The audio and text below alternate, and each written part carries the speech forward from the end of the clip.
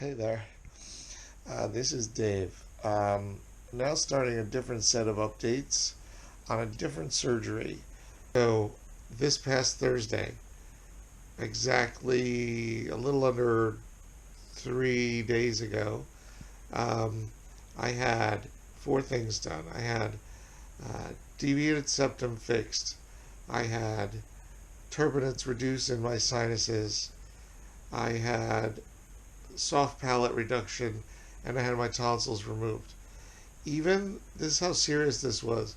Even the anesthesiologist for my prior surgery warned my wife and myself that to be sure to advise any future surgeons or anesthesiologists that my airway was very constricted, very small, and that small equipment for intubation would be needed. And sometimes they don't have that on hand, so it's good to know ahead of time that I have a small airway. So hopefully that's been partially fixed. Let's not pay attention to the sound of my voice right now. Having my voice change was a risk factor for this surgery, but what you're hearing right now is just a bubble in my throat and has nothing to do with how my voice is going to sound. I can't swallow right now to clear it out. It's just, we're going to have to live with it through this video. So where are we at? First off, I just took a Percocet about half an hour ago. It's about to kick in, so I'm going to get a little goofy here. And that's a good thing. So I'm a little less than 3 days out of the surgery. Now, there's really a potential here. If you don't keep up with your pain meds, there's a high potential here for you to become traumatized during your recovery. Right now, I feel pretty good. 12 hours ago or 8 hours ago, in the middle of the night, I had gotten a little bit behind on my pain medications. What does that mean, to get behind? It takes them a little while to kick in. So if you are evaluating at each time, should I hold off a little bit or should I go ahead with my pain meds? You could really throw off your schedule and your pain relief. Now, I learned that the hard way. This is a really, really painful recovery. Let me rephrase what I was saying. This can be a really painful recovery, or it can be remarkably smooth. So here's what I mean by that. My suggestion to you, nobody likes to take narcotics. Nobody here wants to get addicted to narcotics or use them any more than we have to. But with this surgery, I think it's safe to say you're going to have to take some narcotic pain meds. And here's my tip to you. Don't try negotiating that in your first few days. In other words, don't wake up after surgery and think like, well, I'm going to start weaning myself off right now. I don't want to use them more than absolutely necessary. Don't do that. Give yourself, you need to figure out what surgery you had. Was it the same as mine? Was it a little bit different? Figure that out on a relative scale. Talk to your doctor. Figure out how many days of solid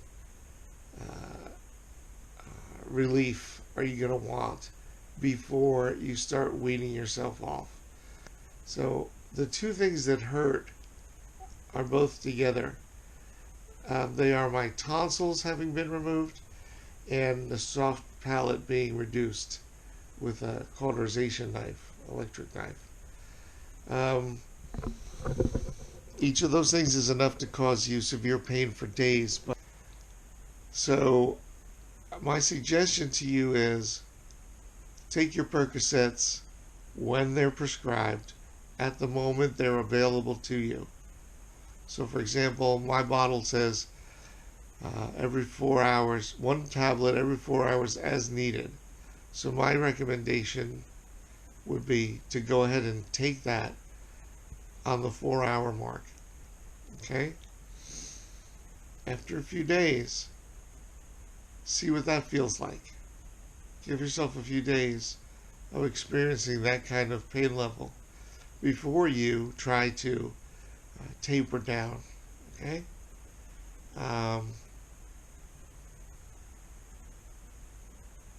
Now, the other thing is that the doctor, well, let's go back to the hospital. I had the same pain regimen and the same medications every 4 hours as needed, Percocets.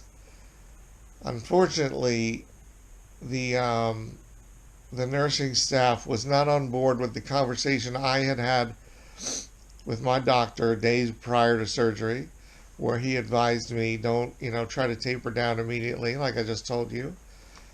And the nursing staff probably, there's a group of people that pays special attention to medical trends in the country, and they may see every patient as a potential drug addict that becomes addicted to narcotics. Well, that's a huge mistake. They need to stop doing that. And I'm sure I'm going to get a bunch of arguments in my comments. But in cases like this, you do not want to get behind on this medication. It's not just about pain. It's about your recovery, because if you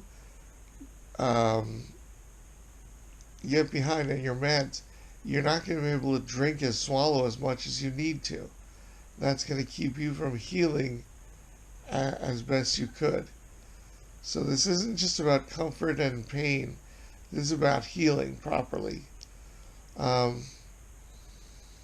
Sorry, these medications are kicking in more than I expected, so I'm not going to be able to finish this video. But let me see what I can get, information I can get to you. So I'm on day 3, taking a pill every 4 hours. And as you can see, I'm getting pretty dried out. Here's what was shocking to me. I have no pain in my nose.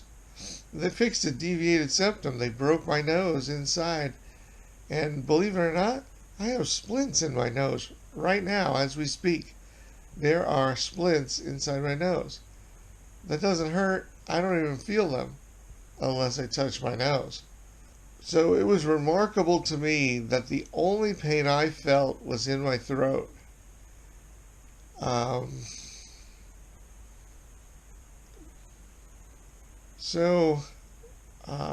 don't know if I have anything else to offer you at the moment. Don't get behind on your pain meds. Don't get behind on your fluids.